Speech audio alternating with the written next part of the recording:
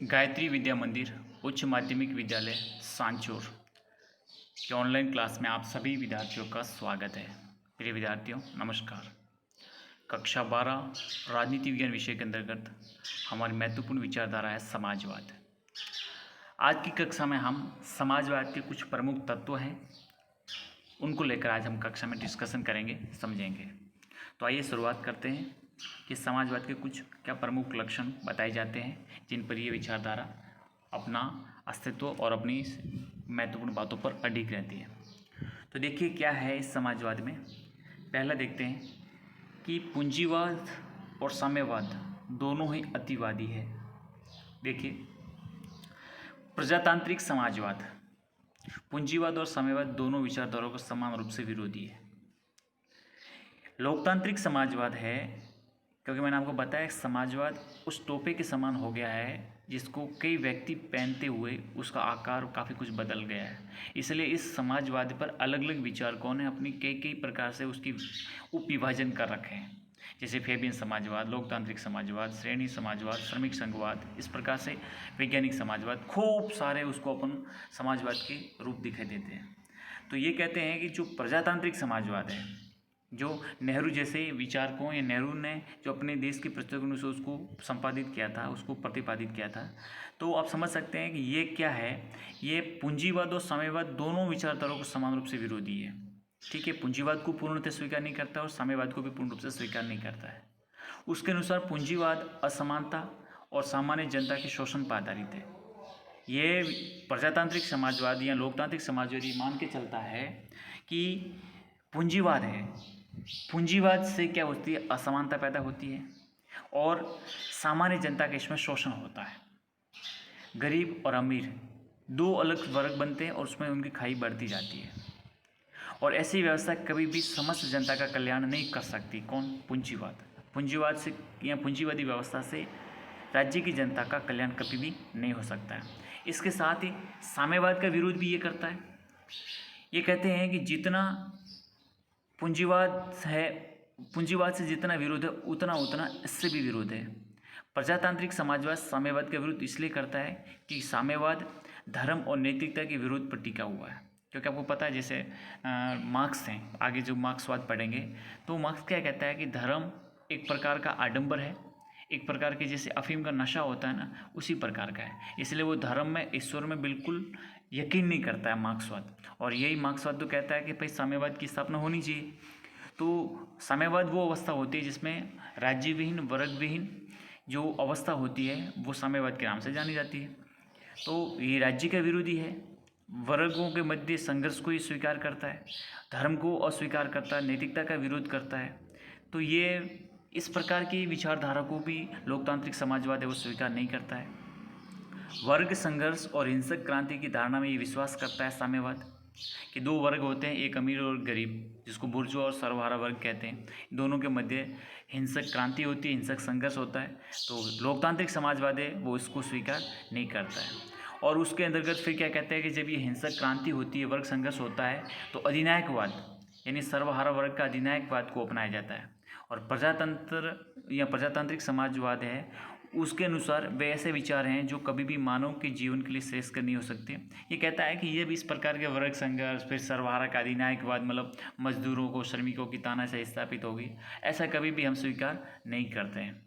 कौन? प्रजातांत्रिक समाजवाद कहता है। इसी कारण वे साम्यवाद को अपना प्रथम शत्रु मानता है। किसको? साम्यवाद को। और नवीन साम्राज्यवाद का यंत्र कहकर उसकी भर्त्सना करता है। प्रजातांत्रिक समाजवाद पूंजीवाद और साम्यवाद इन दोनों का विरोध करते हुए आर्थिक और सामाजिक जीवन के क्षेत्र में नया मार्ग प्रस्तुत करता है। इसलिए ये जो लोकतांत्रिक समाजवाद है वो पूंजीवाद का भी विरोध करता है और साम्यवाद का भी विरोध करता है। दोनों का विरोध करते हुए ये कहता है कि हम आर्थिक और सामाजिक जीवन में एक ऐसा नया मार्ग प्रस्तुत करें जिसमें सभी लोगों को आर्थिक सुरक्षा प्राप्त हो सके और सामाजिक न्याय की भी प्राप्ति हो सके। आई बात समझ में? इसलिए इन दोनों को अतिवादी मानते हैं। किसको? पूंजीवाद और साम्यवाद को। यह इनमें पूरी तरह से विश्वास नहीं करता है समाजवाद। दूसरी है जनतांत्रिक व्यवस्था में विश्वास। जनता के द्वारा चुनी हुई व्यवस्था, उसमें ये यकीन करता है।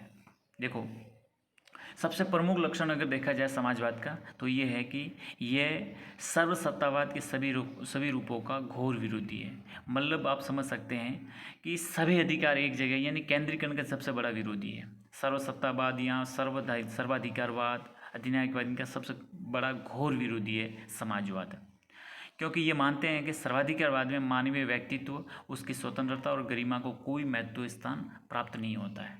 आई बात समझ में कि जहाँ पर इस प्रकार की व्यवस्था होती है सर्वाधिकारवाद जैसी, वहाँ पर मानवीय व्यक्तित्व, मानव की स्वतंत्रता और मानव का स्वाभिमान या गरिमा का कोई महत्व प्राप्त नहीं होता है। वहीं इसके विपरीत जब समाजवाद है तो वो बिल्कुल उस समाजवाद का पूर्ण उपासक है, उसका पुजारी है, उसके द्वारा समाजवाद का मार्ग प्रजातंत्र के पूर्व के रूप में अपनाया जाता है।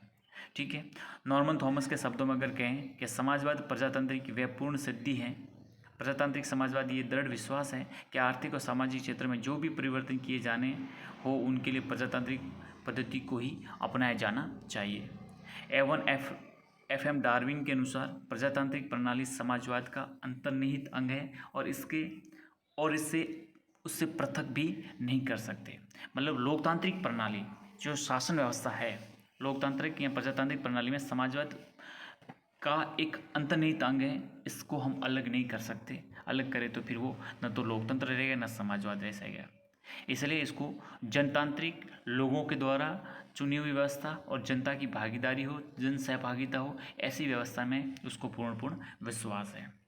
तीसरा है मानवता में विश्वास। देखिए, पूंजीवाद और साम्यवाद दोनों विचारधाराओं के अंतर्गत मानव को एक आर्थिक प्राणी के रूप में माना गया है। किसको?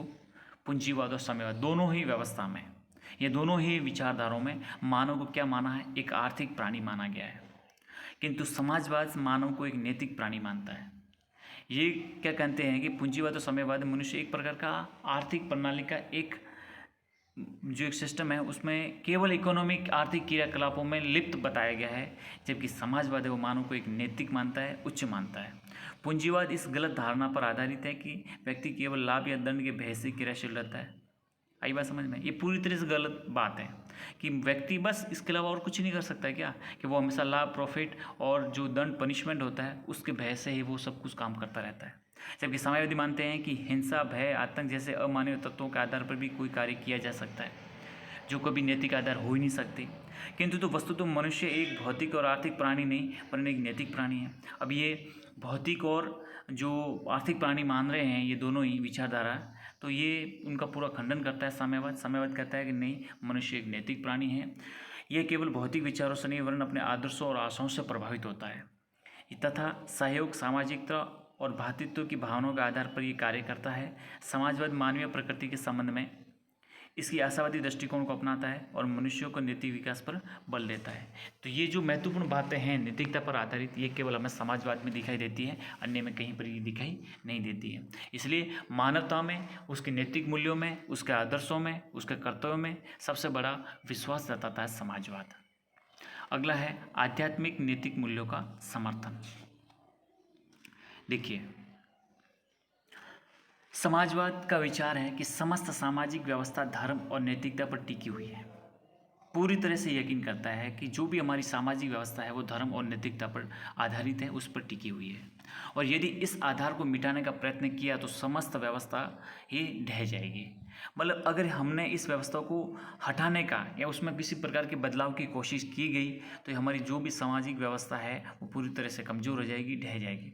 समाजवाद के अधिकांश प्रतिपादकों द्वारा समाजवाद की प्रेरणा धर्म से ही प्राप्त की गई है, लेकिन धर्म और नैतिकता से समाजवाद का आशय कर्मकांड, भाग्यवाद या धार्मिक जीवन की अन्य कुप्रवृत्तियों से अपनाने से नहीं है, अपितु मानव को गरिमा देने से। हमको अंधविश्वास में, रूढ़िवादियों में नहीं फंसना है, बल्कि जो मानव की गरिमा है, मानव का जो स्वाभिमान है, मानव की जो उज्जवल जो विशेषता है, उसको लेकर ही समाजवाद अपने आप को किसी एक रूप से आगे बढ़ता है, किसी धर्म विशेष में नहीं, अपितु सभी धर्मों को समान मानते हुए सब उसमें और सभी धर्मों से समान रूप से प्रतिपादित नैतिकता और आध्यात्मिकता को सामान्य सिद्धांतों से संबद्ध करता है। इस बात में वो यकीन करता है कि जो आध्यात्मिक नैतिक मूल्य हैं जो सभी धर्मों के लिए आदर होते हैं और आदरता के सूचक होते हैं, उनको अपनाने पर यह बल देता है।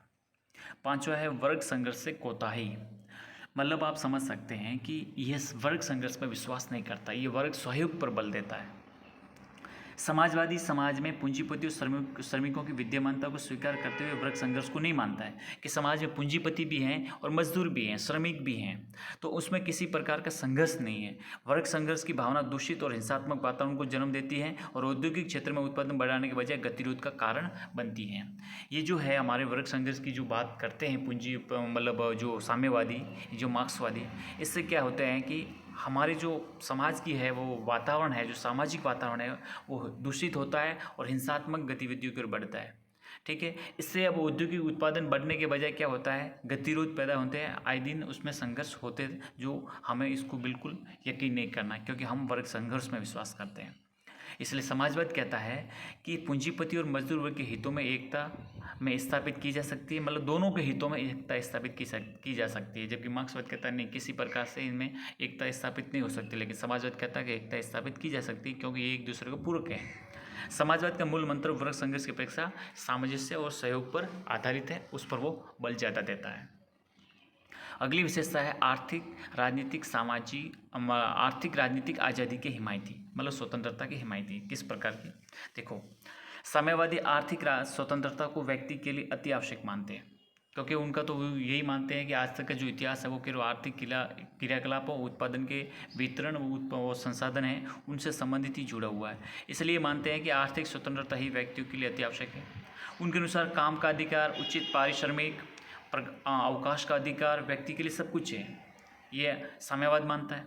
वहीं दूसरी ओर पूंजीवाद नागरिकों की राजनीतिक स्वतंत्रता पर बल देता है, लेकिन यह आर्थिक स्वतंत्रता के महत्व को स्वीकार नहीं किया जाता है। लेकिन जो समाजवादी व्यवस्था है वो व्यक्ति की विचार, अभिव्यक्ति, भाषण, संगठन, सम्मेलन आदि को राजनीतिक स्वतंत्रता तो आवश्यक मानता ही है, साथ ही साथ ये भी मानता है कि राजनीतिक और नागरिक स्वतंत्रता के साथ साथ आर्थिक स्वतंत्रता भी प्राप्त होनी चाहिए। इन सभी बातों में यकीन करता है कौन, समाजवादी विचारधारा। अगला है उत्पादन और वितरण पर जनतांत्रिक नियंत्रण।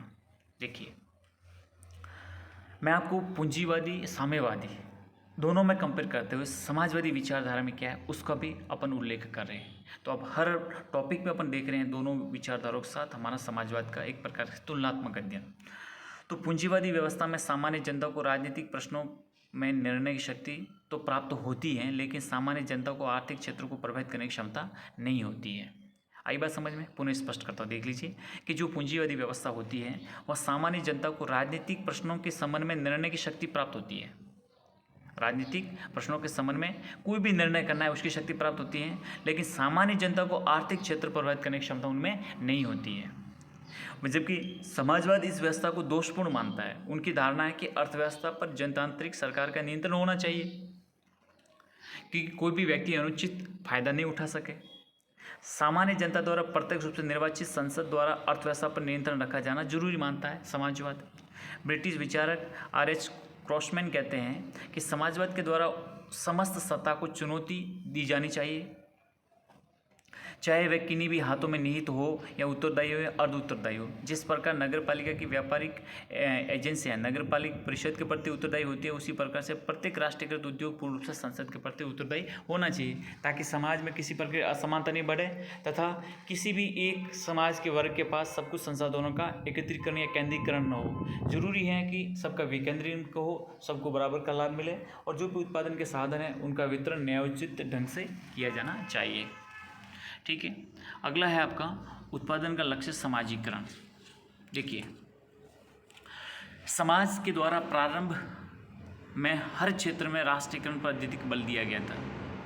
समाजवाद में प्रारंभ में प्रत्येक क्षेत्र में, हर एक क्षेत्र में राष्ट्रीयकरण पर सबसे ज़्यादा बल दिया गया था, किंतु शीघ्र ये अनुभव किया गया कि राष्ट्रीयकरण आर्थिक क्षेत्र की सभी समस्याओं का समाधान नहीं हो सकता। अतः संशोधित व्यवस्था में समाजवाद द्वारा राष्ट्रीयकरण के स्थान पर समाजीकरण पर बल दिया गया। और राष्ट्रीयकरण का तात्पर्य है कि उद्योगों पर सार्वजनिक स्वामित्व, राष्ट्रीयकरण मतलब कि जो भी हमारे उद्योग हैं उन पर सरकार का नियंत्रण होना चाहिए। लेकिन समाजीकरण का तात्पर्य है कि उद्योग चाहे सार्वजनिक हो या निजी, उन पर नियंत्रण की व्यवस्था राज्य के निर्देशानुसार होनी चाहिए। उनका संचालन लाभ प्राप्ति के लिए नहीं, परंतु सामाजिक हितों की दृष्टि से किया जाना चाहिए। समाजीकरण इस धारणा पर आधारित है कि उद्योग के स्वामित्व से अधिक महत्वपूर्ण प्रश्न उद्योगों के संचालन का उद्देश्य है। इस बात पर भी बल देना जरूरी है। ठीक है। अगला है आपका संपत्ति के असीमित संग्रह के विरुद्ध है। ध्यान रखना, ये पूंजीवादी की तरह नहीं है कि जितनी भी संपत्ति आप संग्रह करना चाहो तो कर सकते हो, नहीं, ये उसका विरोधी, असीमित नहीं कर सकते। किस प्रकार से समझिए, समाजवाद निजी संपत्ति को समाप्त करने के स्थान पर उसे सीमित करने का समर्थक है। वो पूंजीवाद मार्क्सवाद की तरह निजी संपत्ति को समाप्त नहीं करने पर नहीं तुला हुआ नहीं, बल्कि उसको सीमित करना है, उसको एक निर्धारित सीमा तक रखना है, उसको आगे असीमित की तरफ नहीं बढ़ना है।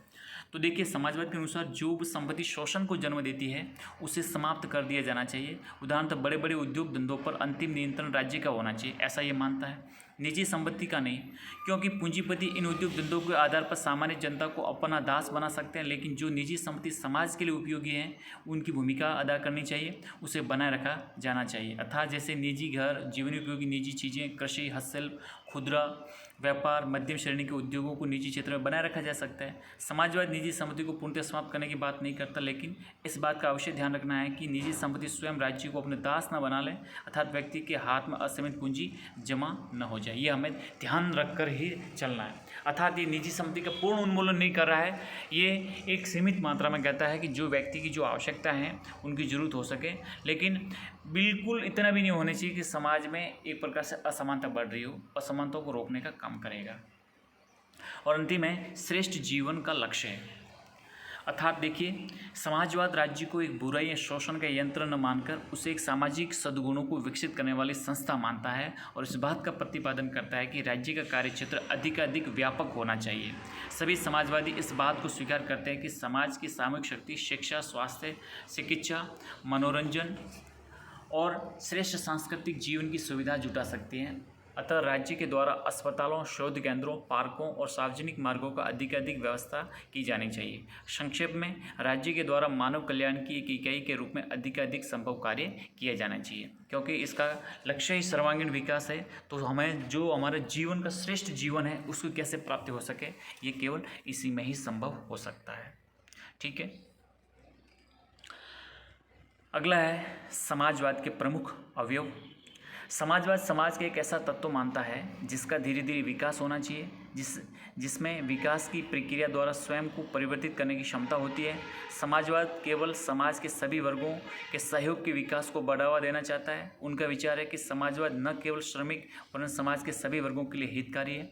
व्यक्तियों को उच्च आदर्शों और नैतिकता की अपील कर जनता के बहुत बड़े भाग को उसमें सम्मिलित किया जा सकता है। धैर्य, सावधानी, बुद्धिमत्ता के साथ समाजवाद का प्रचार जनता को विकास के रास्ते पर ले जाएगा। क्रांति की कोई आवश्यकता नहीं रहेगी। विचार और भाषण, प्रेस, मंच, साहित्य के प्रकाशन और अन्य प्रचार साधनों के द्वारा समाजवाद अपना विस्तार करता है। समाजवाद हमेशा से वैधानिक साधनों को सत्ता प्राप्त करने में विश्वास करता है। ये किसी प्रकार के हिंसक संघर्ष, किसी प्रकार की क्रांतियों में यकीन नहीं करता है। ठीक है। फिर भी अपन देखें हैं कि समाजवाद के जो प्रमुख तत्व हैं वो किस किस प्रकार के हैं कि धनवानों की बढ़ती आय पर आयकर लगाना जाना जरूरी मानता ही है, कि जो भी पूंजीपति हैं या धनवान लोग हैं उनकी पूंजी पर एक प्रकार से नियंत्रण स्थापित होना चाहिए तथा प्राप्त राशि का उपयोग निर्धनों के हित में होना चाहिए। जो भी टैक्सेस प्राप्त हो रहे हैं वो गरीबों के लिए उपयोग में लाए जाने चाहिए। काले धन के संग्रह पर हर हालत में रोका जाना चाहिए। कृषि भूमि पर जोतने वाले का अधिकार होना चाहिए। उद्योग एवं बैंकों का राष्ट्रीयकरण किया जाना चाहिए जिससे अर्थव्यवस्था को राज्य पर प्रभावी नियंत्रण हो। निजी उद्योगों का राज्य द्वारा निर्देशन किया जाना चाहिए जिससे उनका संचालन सामाजिक हित की दृष्टि से हो। आर्थिक असमानता तत्काल दूर की जाए। सभी व्यक्तियों के लिए योग्यता के अनुसार रोजगार, उचित पारिश्रमिक, अवकाश की व्यवस्था हो। राज्य के द्वारा अधिकाधिक कल्याणकारी सेवाओं की व्यवस्था की जानी चाहिए जिससे नागरिक सुखी जीवन व्यतीत कर सकें। आर्थिक विकास हेतु नियोजन की पद्धति को अपनाया जाना चाहिए। तो इन सभी महत्वपूर्ण बातों को ये स्वीकार करता है समाजवाद। इन्हीं बातों और इन्हीं लक्ष्यों की सिद्धि के लिए वो काम करता है। यह विचारधारा इन बातों पर सबसे ज़्यादा बल देती है। अब हम देखते हैं कि समाजवाद के क्या क्या गुण दिखाई देते हैं। देखिए, तो समाजवाद के अपने कुछ गुण हैं जिन्होंने इस आज विश्व की सर्वाधिक लोकप्रिय विचारधारा बना दिया है। पूंजीवादी और साम्यवादी जीवन को दो परस्पर नितांत विरोधी विचारधारा है और इन दोनों में अतिवादी दर्शन को ग्रहण किया है। समाजवाद, पूंजीवाद और साम्यवाद इन दोनों ही व्यवस्था के गुणों को ग्रहण करने का प्रयत्न किया गया है। किस प्रकार के समझते हैं। पहला है, व्यक्ति और समाज दोनों के हित समान रूप से ध्यान रखता है।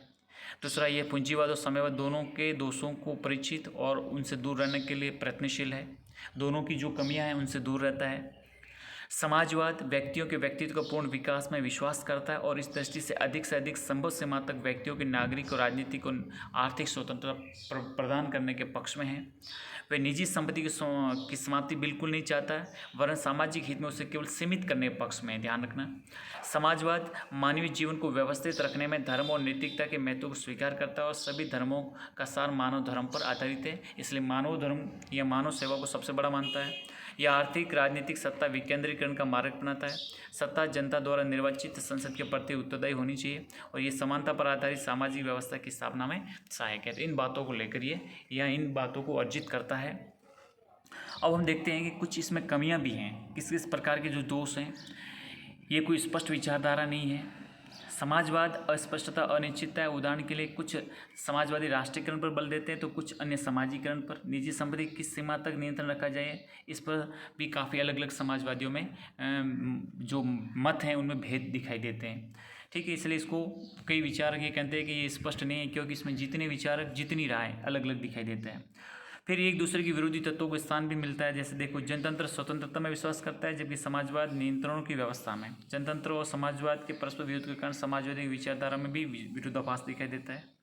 फिर जो प्राकृतिक संभावनाओं के विरुद्ध है, तो देखिए ये विचारधारा समानता की धारणा पर आधारित है, किंतु प्रकृति की दृष्टि से मनुष्य समान नहीं, वरन उसमें शारीरिक शक्ति, बुद्धि, चरित्र, बल में भी भेद होता है। ऐसी स्थिति में जिन व्यक्तियों में अपनी योग्यता, परिश्रम और मित्रता के बल पर उन व्यक्तियों से अधिक संपत्ति अर्जित कर लिए, उन्हें अपनी इच्छानुसार संपत्ति के प्रयोग का अधिकार भी प्राप्त होना चाहिए। लेकिन समाजवाद है वो परिश्रमी योग्य व्यक्तियों की संपत्ति को आलसी और अकर्मण्य व्यक्तियों में बांटना चाहता है, जो कि कई विचारक इस पर आलोचना करते हैं। अगला है भ्रष्ट व्यवस्था का संरक्षण। तो समाजवाद में राज्य की शक्तियाँ बहुत अधिक बढ़ जाती हैं और व्यवहार में राज्य की इन शक्तियों का प्रयोग नौकरशाही के द्वारा किया जाएगा। ये सर्वविदित बात है कि कुंभा परस्ती, भ्रष्टाचार और लाल फीताशाही नौकरशाही की कार्यविधि का अनिवार्य अंग है। अगला है उपभोक्ताओं के हितों को नुकसान।